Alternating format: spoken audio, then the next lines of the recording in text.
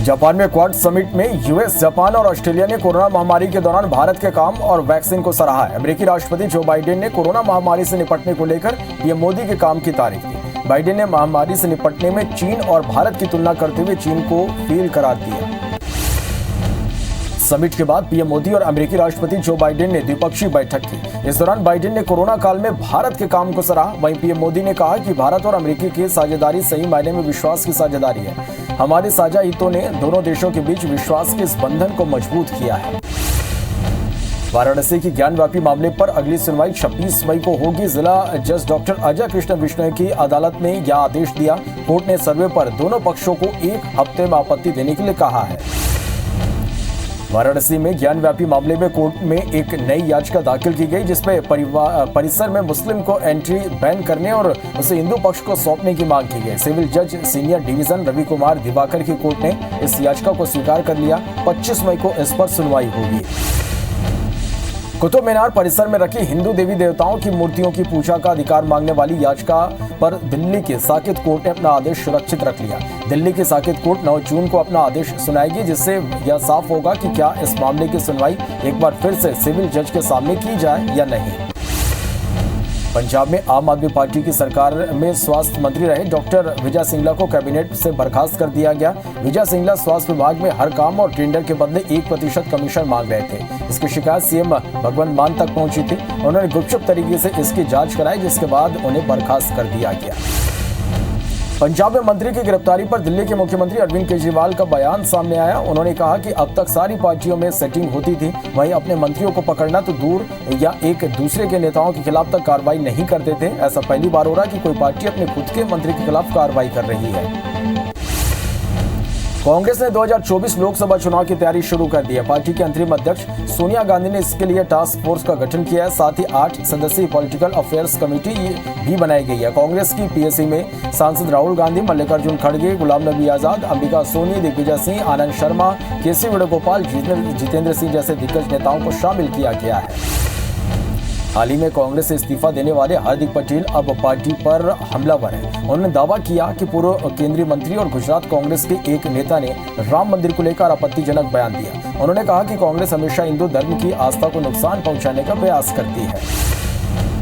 देश में अप्रैल महीने में कच्चे तेल के प्रोडक्शन में गिरावट देखने को मिली। पिछले महीने कच्चे तेल का उत्पादन 1% गिरकर 24.7 लाख टन रह गया। बता दें कि इसका कारण निजी कंपनियों के तेल क्षेत्रों से उत्पादन में कमी है। पेट्रोलियम और प्राकृतिक गैस मंत्रालय ने आंकड़ा जारी कर इस बारे में जानकारी दी है।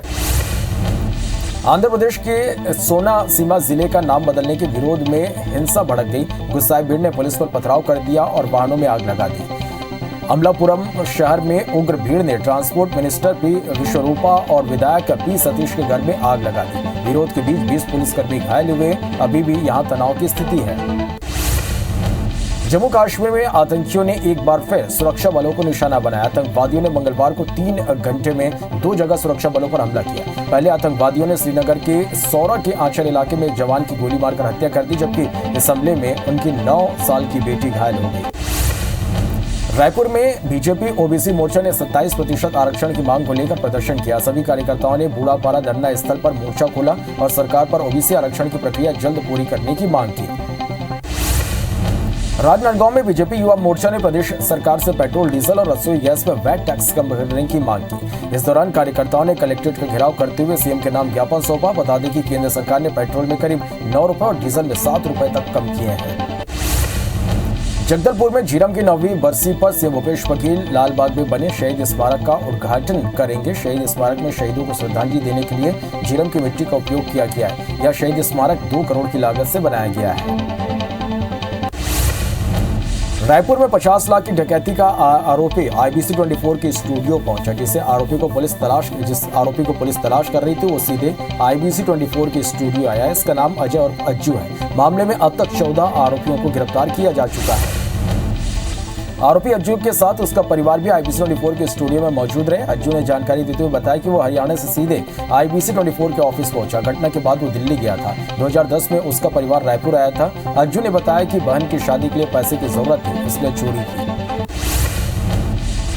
आरोपी के IPC 24 के स्टूडियो में पहुंचने के करीब 2 घंटे के बाद पुलिस की नींद खुली और आरोपी को लेने क्राइम ब्रांच की टीम पहुंची, जिसके बाद IPC 24 की टीम ने आरोपी का सरेंडर कराया। बीजापुर में जाटलूर और भैरमगढ़ एरिया कमेटी के नक्सलियों ने ASP के समक्ष आत्मसमर्पण किया। आत्मसमर्पण करने पर इन्हें 10,000 रुपए की प्रोत्साहन राशि दी गई। माओवादी ने 2008 में महाराष्ट्र और छत्तीसगढ़ में कई बड़ी घटनाओं को अंजाम दिया था। ग्वालियर के थाटीपुर इलाके में शादी समारोह में हर्ष फायरिंग का वीडियो सोशल मीडिया में जमकर वायरल हो रहा है। इसमें कुछ युवक राइफल से हर्ष फायर करते नजर आए। फायरिंग के बाद लोग भी चौंक पड़े। पुलिस ने वीडियो के आधार पर जांच शुरू की। ASP क्राइम राजेश डंडोतिया का कहना है कि वीडियो में गोलियां चलाने वाले बदमाशों की पहचान के बाद कार्रवाई होगी। सतना जिले के कोकम गांव से लापता हुए 13 साल के नाबालिग का शव सेबरी गांव में मिला है। खेत में शव मिलने से पूरे गांव में हड़कंप मच गया। घटना की जानकारी लगती मौके पर पहुंची पुलिस मामले की जांच करी। वहीं मृतक के परिजनों ने हत्या की आशंका जताई है। इंदौर पुलिस ने एक युवक के पास से 15 अवैध पिस्टल और 590 बैरल जब्त किए हैं। पुलिस ने आरोपी को इंदौर से ही गिरफ्तार किया। आरोपी खंडवा, खरगोन समेत कई जिलों में हथियार सप्लाई करता था। मामले में पुलिस पूछताछ कर जांच कर रही है। रीवा जिले के चाकघाट थाना क्षेत्र में लोगों ने मानवता की मिसाल पेश की, जहां पर विद्युत पोल में बैठे बंदर की करंट लगने से मौत हो गई। जिसके बाद लोगों ने मामले की सूचना प्रशासन को दी, लेकिन कोई सहयोग नहीं मिला। जिसके बाद ग्रामीणों ने खुद ही बंदर की गाजे बाजे के साथ अंतिम यात्रा निकाली और मृत बंदर को दफन किया।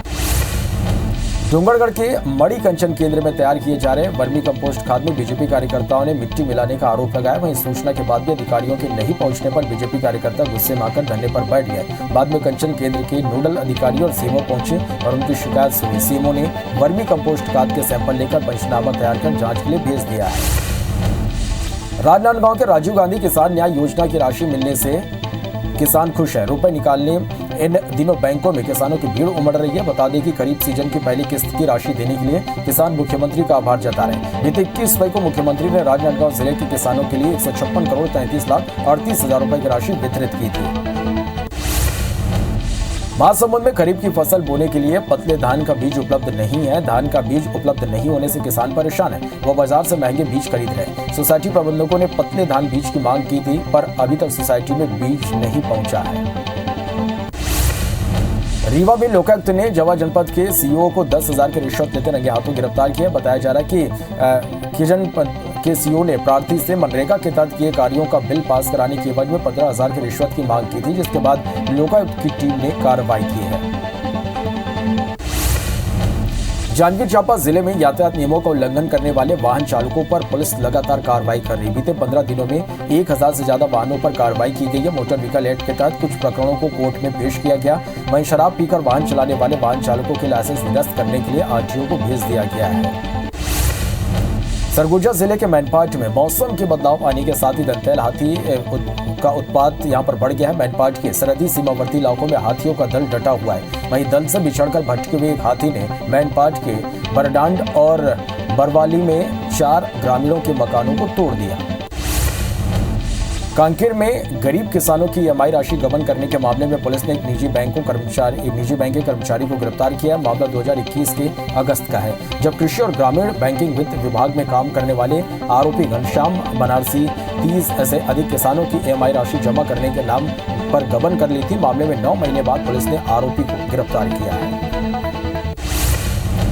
मुरैना जिले के बामोर थाना इलाके के नेशनल हाईवे 44 पर एक मिनी ट्रक ने 2 बाइक सवार युवकों को कुचल दिया, जिससे दोनों की मौत हो गई। घटना के बाद मौके पर पहुंची पुलिस ने ट्रक को जब्त करते हुए चालक को गिरफ्तार कर लिया। बताया जा रहा है कि बाइक सवार राशन की दुकान पर सामान लेने जा रहा था, तभी यह हादसा हुआ। इंदौर पुलिस पर डकैती की योजना बनाते 4 हथियारबंद बदमाशों को गिरफ्तार किया है। वहीं एक आरोपी मौके से फरार हो गया, जिसकी तलाश की जा रही। पकड़े गए बदमाशों से पुलिस ने तलवार, चाकू, मिर्च पाउडर सहित दूसरे हथियार जब्त किए हैं। दरअसल आरोपी नाव दाम्पत्य के पुल के नीचे किसी बड़ी वारदात को अंजाम देने वाले थे, जिसके बाद घेराबंदी करते हुए पुलिस ने आरोपियों को गिरफ्तार कर लिया। मंडला में राज्यसभा सांसद, मंडला विधायक और जिला कलेक्टर ने देवधरा ग्राम पंचायत की राजीव कॉलोनी में स्मार्ट आंगनबाड़ी केंद्र की शुरुआत की। इस आंगनबाड़ी को आधुनिक बनाया गया है, जहां प्राइवेट स्कूलों की तरह बच्चों को शिक्षा मिल पाएगी। यहां आधुनिक खिलौनों के साथ प्रशिक्षित कार्यकर्ता बच्चों को शिक्षा देंगे। कबीरधाम जिले के भोरमदेव थाना पुलिस ने लूट के मामले में 3 आरोपियों को गिरफ्तार किया है। आरोपियों के कब्जे में से 2 मोबाइल और 5,000 रुपए जब्त किए गए। दरअसल भोरमदेव के आसपास घूमने के लिए अच्छा स्पॉट है, जहां सुनसान इलाकों में बदमाश वारदात को अंजाम देते थे। ग्वालियर बैंक के जेठ ने उसके बहन के साथ दुष्कर्म किया। जेठ ने उसके अश्लील फोटो वीडियो बना लिया और उसके साथ 7 साल शारीरिक संबंध बनाता रहा, जिससे वो गर्भवती हो गई। जब पति को इसके बारे में पता चला तो पत्नी को छोड़ दिया। वहीं मामले में संज्ञान लेते हुए पुलिस ने आरोपी को गिरफ्तार कर लिया। भोपाल में फर्जी कॉल सेंटर के जरिए धोखाधड़ी का मामला सामने आया है। पुलिस ने मामले में 5 आरोपियों को गुड़गांव से गिरफ्तार किया है। पूछताछ में आरोपी ने बताया कि भोपाल सहित कई शहरों में लाखों रुपए की धोखाधड़ी की गई। इसके पास से 4,000 बैंक धारकों के मोबाइल नंबर और बैंक डिटेल मिले हैं। दतिया नगर के मैरिज गार्डन से दुल्हन के जेवरात चोरी के मामले में पुलिस को सफलता मिली है। पुलिस ने राजगढ़ के एक गांव से चोरी हुए जेवरात को बरामद कर लिया। हालांकि आरोपी पुलिस की गिरफ्त से दूर है, जिनकी तलाश की जा रही है। भोपाल क्राइम ब्रांच 2 महीने बीत जाने के बाद अवैध तस्करों के आरोपी को नहीं पकड़ पाई। दरअसल क्राइम ब्रांच ने होशंगाबाद और नर्मदापुरम जिले के 5 तस्करों से 10 पिस्टल और रिवॉल्वर के साथ देसी कारतूस जब्त किए थे, लेकिन 2 महीने बीत जाने के बाद भी पुलिस मुख्य आरोपी तक नहीं पहुंच पाई। सरगुजा सहित सीतापुर इलाके में शातिर बैल तस्कर सक्रिय हैं, जो खेतों और मैदानों में चल रहे बैलों की चोरी कर इसकी तस्करी किया करते थे। वही मामले में सीतापुर पुलिस ने किसानों के बैल चोरी करने वाले मुख्य आरोपी को गिरफ्तार कर लिया। इसके अलावा बैल खरीदने वाले आरोपी को भी हिरासत में लिया गया है। कोरबा और बिलासपुर के सांसद आज गौरेला पिंडरा मरवाही में एक साथ मीटिंग में नजर आए। दरअसल नवगठित जिले गौरेला पिंडरा मरवाही जिले में कोरबा और बिलासपुर दोनों लोकसभाओं के क्षेत्र आते हैं और जिले के विकास की कार्य योजना को लेकर बैठक आयोजित की गई। बैठक में ज्योत्सना बंत भी शामिल हुई। मध्य प्रदेश में निकाय चुनाव से पहले APRO तरुण त्यागी और DRO जबलपुर पहुंचे, जहां उन्होंने पार्टी के पदाधिकारियों और विधायकों के साथ बैठक की। त्यागी ने बीजेपी पर हमला करते हुए कहा कि बीजेपी मिस कॉल से कार्यकर्ता बनाने वाली पार्टी है। पखांजूर में बाल श्रमिकों से काम करवाने का मामला सामने आया। दरअसल एक ठेकेदार कुछ बच्चों से पानी से तेंदुआ पत्ते निकलवा रहा था। मामले की जानकारी पर संबंधित विभाग के अधिकारियों से पूछताछ की गई, लेकिन उन्होंने कुछ भी कहने से मना कर दिया। राजनांदगांव में राजीव गांधी किसान न्याय योजना के तहत जिले के किसानों के लिए 156 करोड़ 33 लाख 38 हजार रुपए की राशि अंतरित की गई। वहीं सोमवार को बैंक खुलते ही किसानों ने अपने अपने खातों से लगभग 6 करोड़ रुपए निकाल लिए, जिससे बाजार में रौनक देखी गई। अयोध्या का रेलवे स्टेशन देश का सबसे बेहतरीन स्टेशन बनने जा रहा है। पहले चरण में 140 करोड़ रुपए लग चुके हैं और दूसरे चरण में 300 करोड़ रुपए अब लगेंगे। यहाँ देश के सभी स्थानों में ट्रेनें आएंगे। सांसद दल्लू सिंह ने कहा कि अयोध्या में विकास की जितनी भी योजनाएं चल रही हैं, उन सबका स्वरूप मंदिर मॉडल के स्वरूप पर भी होगा। सतना जिले के परसमनिया जंगल से भटककर एक चीतल बस्ती के भीतर पहुंच गया। चीतल को देख ग्रामीणों ने वन विभाग और पुलिसकर्मी को जानकारी दी, जिसके बाद वन अमले ने चीतल का रेस्क्यू किया। प्राथमिक उपचार के बाद चीतल को टाइगर सफारी मुकुंदपुर में छोड़ने की तैयारी की जा रही है।